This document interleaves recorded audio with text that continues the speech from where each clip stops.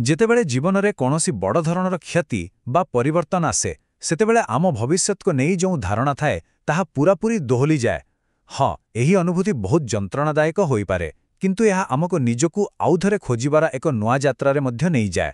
ତବେ ବ୍ରିଆନା ୱେଷ୍ଟଙ୍କ କାମରୁ ପ୍ରେରଣା ନେଇ ଆଜି ଆମେ ଦେଖିବା କିପରି ଆରୋଗ୍ୟ ଲାଭ କରିବାର ପ୍ରକୃତରେ ଏକ ପରିବର୍ତ୍ତନର ଯାତ୍ରା। ଆସନ୍ତୁ ଗୋଟେ ମିନିଟ୍ ପାଇଁ ଭାବିବା, ଆମେ ସାଧାରଣତଃ ଆରୋଗ୍ୟ ଲାଭ କରିବା କହିଲେ କ'ଣ ବୁଝୁ? ବୋଧହୁଏ ନିଜର ଭଙ୍ଗା ଅଂଶକୁ ମରାମତି କରିବା, କିନ୍ତୁ ଯଦି ଏହାର ଅର୍ଥ ତାହା ନୁହେଁ, ତେବେ ଏହାର ପ୍ରକୃତ ଉଦ୍ଦେଶ୍ୟ ଆଉ କ'ଣ ହୋଇପାରେ? ଏହି ପ୍ରଶ୍ନଟି ହିଁ ଆମ ଆଲୋଚନାର ମୂଳଦୁଆ। ତେବେ ଏହାର ମୂଳ କଥା ହେଉଛି ଆରୋଗ୍ୟ ଲାଭ କରିବା କେବଳ କ୍ଷତ ଭରିବା ନୁହେଁ, ବରଂ ଏହା ହେଉଛି ନିଜର ପ୍ରକୃତ ସ୍ୱରୂପକୁ ଖୋଜି ବାହାର କରିବା। ଏହା ଏକ ପରିବର୍ତ୍ତନ, ମରାମତି କରିବାର ମାନସିକତାରୁ ବାହାରି ଆତ୍ମ ଆବିଷ୍କାର ଆଡ଼କୁ ଯିବାର ଏକ ଯାତ୍ରା। ତାହେଲେ ଚାଲନ୍ତ ଆମ ଯାତ୍ରାର ପ୍ରଥମ ପାଦ ରଖିବା। ଏହି ପର୍ଯ୍ୟାୟରେ ଆମେ ପରିବର୍ତ୍ତନର କଳାରେ କେମିତି ନିପୁଣ ହୋଇପାରିବା ସେ ବିଷୟରେ ଜାଣିବା। କାରଣ ନିଜର ପ୍ରକୃତ ସ୍ୱରୂପକୁ ଖୋଜିବାକୁ ହେଲେ ପ୍ରଥମେ ତ ପରିବର୍ତ୍ତନକୁ ଡରିବା ବଦଳରେ ତାକୁ ଆପଣେଇବାକୁ ଶିଖିବାକୁ ପଡ଼ିବ। ଏଇଟା ହିଁ ଆଗକୁ ବଢ଼ିବାର ପ୍ରଥମ ସୋପାନ। କଳ୍ପନା କରନ୍ତୁ ତ, ଜଣେ ପର୍ବତାରୋହୀ ବାରମ୍ବାର ନିଜ ମାନଚିତ୍ର ଦେଖୁଛି ଆଉ ରାସ୍ତା ଠିକ୍ ଅଛି କି ନାହିଁ ସେ ନେଇ ସବୁବେଳେ ଦ୍ୱନ୍ଦ୍ୱରେ ଅଛି। ଏହାର ଅର୍ଥ କ'ଣ? ଏହାର ଅର୍ଥ ସେ ବୋଧହୁଏ ଭୁଲ ରାସ୍ତାରେ ଅଛି। କାରଣ ଯେତେବେଳେ ଆମେ ସଠିକ୍ ପଥରେ ଥାଉଁ ସେତେବେଳେ ଯାତ୍ରାଟା ନିଜେ ହିଁ ଆନନ୍ଦଦାୟକ ଲାଗେ, ଲକ୍ଷ୍ୟସ୍ଥଳରେ ପହଞ୍ଚିବାର ଚିନ୍ତାଟା ଏତେ ନଥାଏ। ତେଣୁ ଗୋଟେ ସୁନ୍ଦର ସାର୍ଥକ ଜୀବନ ମାନେ କେବଳ କିଛି ଲକ୍ଷ୍ୟ ପୂରଣ କରିବାର ତାଲିକା ନୁହେଁ, ବରଂ ଏହା ହେଉଛି ବଢ଼ିବାର, ଶିଖିବାର ଆଉ ନିଜକୁ ଖୋଜିବାର ଏକ ନିରନ୍ତର ପ୍ରକ୍ରିୟା। ଏହି ଯାତ୍ରାରେ ହିଁ ପ୍ରକୃତ ଆନନ୍ଦ ଥାଏ। ହଁ, ଅନେକ ସମୟରେ ଆମ ସମସ୍ତଙ୍କୁ ଲାଗେ ଯେ ଆମେ ବୋଧେ ଅନ୍ୟମାନଙ୍କଠାରୁ ପଛରେ ପଡ଼ିଯାଉଛୁ। ଏମିତି ଭାବନା ଆସିବା ବହୁତ ସ୍ୱାଭାବିକ। କିନ୍ତୁ ମନେ ରଖିବାକୁ ହେବ, ଜୀବନଟା କୌଣସି ଦୌଡ଼ ପ୍ରତିଯୋଗିତା ନୁହେଁ। ଏହା ଏକ ଭୁଲଭୁଲେୟା ପରି, ଯେଉଁଠି ସମସ୍ତଙ୍କର ରାସ୍ତା ଅଲଗା ଆଉ ସମସ୍ତଙ୍କର ଗତି ବି ଅଲଗା। ଏବେ ଆମେ ଆମ ଯାତ୍ରାର ଦ୍ୱିତୀୟ ଆଉ ବହୁତ ଗୁରୁତ୍ୱପୂର୍ଣ୍ଣ ପର୍ଯ୍ୟାୟରେ ପହଞ୍ଚିଛେ।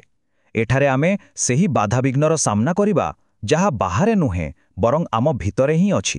ଆମେ କହୁଛେ ଆମର ସେହି ସୀମିତ ବିଶ୍ୱାସଗୁଡ଼ିକ ବିଷୟରେ, ସେହି ରାକ୍ଷସ ଯାହା ଆମକୁ ଆଗକୁ ବଢ଼ିବାକୁ ଦିଏ ନାହିଁ। ଆଉ ଜାଣିଛନ୍ତି, ଏମିତି କେତେଟା ମୁଖ୍ୟ ଚିନ୍ତାଧାରା ଅଛି? ମୁଖ୍ୟତଃ 5ଟି। ଆମେ ଏହି 5ଟି କ୍ଷତିକାରକ ଚିନ୍ତାଧାରା ଉପରେ ଧ୍ୟାନ ଦେବା, ଯାହା ଆମ ଅଜାଣତରେ ଆମକୁ ପଛକୁ ଟାଣୁଥାଏ। ହଁ, ଏହି ଚିନ୍ତାଧାରାଗୁଡ଼ିକ ଏତେ ସୂକ୍ଷ୍ମ ଭାବରେ କାମ କରନ୍ତି ଯେ ଆମେ ସହଜରେ ତାକୁ ଚିହ୍ନି ବି ପାରୁନାହିଁ, କିନ୍ତୁ ଏଗୁଡ଼ିକ ହିଁ ଆମକୁ ଏକ ସୁନ୍ଦର ଜୀବନ ବଞ୍ଚିବାରୁ ଦୂରେଇ ରଖନ୍ତି। ତାହେଲେ ଚାଲନ୍ତୁ ସେଗୁଡ଼ିକୁ ଗୋଟିଏ ଗୋଟିଏ କରି ଦେଖିବା। ପ୍ରଥମ ଭୁଲ ଧାରଣା, ଆମକୁ ଲାଗେ ଜୀବନଟା ଗୋଟେ ଖେଳ, ଯେଉଁଠି କିଛି ଭଲ ହେଲେ ତାପରେ ନିଶ୍ଚୟ କିଛି ଖରାପ ହେବ। ଆମ ମନଟା ନା ସବୁବେଳେ ଖରାପ ଜିନିଷକୁ ବେଶୀ ଜାବୁଡ଼ି ଧରେ। କିନ୍ତୁ ସତ କ'ଣ ଜାଣିଛନ୍ତି? ସତ ହେଉଛି ଭଲ ଜିନିଷଗୁଡ଼ିକ ଏକାଠି ହୋଇ ଆମ ଜୀବନକୁ ଆହୁରି ସୁନ୍ଦର ଆଉ ସ୍ଥିର କରିପାରନ୍ତି।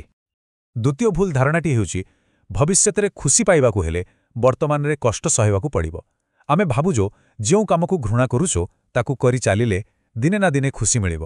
କିନ୍ତୁ ଆପଣ କେବେ ଘୃଣାର ରାସ୍ତାରେ ଚାଲି ଭଲ ପାଇବାର ଘରେ ପହଞ୍ଚି ପାରିବେନି। ତୃତୀୟ ବିଶ୍ୱାସ ହେଉଛି ଅତ୍ୟଧିକ ଦାୟିତ୍ୱବୋଧ। ଆମକୁ ଲାଗେ ଯେ ଆମ ଚାରିପାଖରେ ଯାହା ବି ସମସ୍ୟା ହେଉଛି ସେଥିପାଇଁ ଆମେ ହିଁ ଦାୟୀ। ଆମେ ଦୁନିଆର ସବୁ ବୋଝ ନିଜ ମୁଣ୍ଡରେ ଲଦି ଦେଉ। କିନ୍ତୁ ଯେତେବେଳେ ଆମେ ଚିହ୍ନିପାରିବା ଯେ କେଉଁଟା ଆମ ନିୟନ୍ତ୍ରଣରେ ଅଛି ଆଉ କେଉଁଟା ନାହିଁ, ସେତେବେଳେ ହିଁ ଅନାବଶ୍ୟକ ଚିନ୍ତାରୁ ମୁକ୍ତି ମିଳେ। ଆମେ ଏମିତି ଏକ ଦୁନିଆରେ ବଡ଼ ହୋଇଛୁ ଯେଉଁଠି ଖୁସିକୁ ସଫଳତା ସହିତ ଆଉ ଭଲ ପାଇବାକୁ ସୌନ୍ଦର୍ଯ୍ୟ ସହିତ ଯୋଡ଼ି ଦିଆଯାଏ। କିନ୍ତୁ ଏହି ସଂଜ୍ଞାଗୁଡ଼ିକ ସମାଜ ଦ୍ୱାରା ତିଆରି।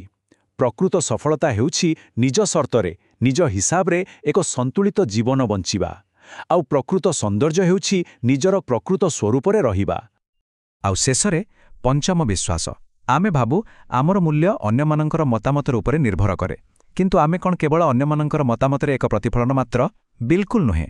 ପ୍ରକୃତ ସତ୍ୟ ହେଉଛି ଆମେ କିଏ ତାହା କେବଳ ଆମେ ନିଜେ ହିଁ ନିର୍ଦ୍ଧାରଣ କରିପାରିବା।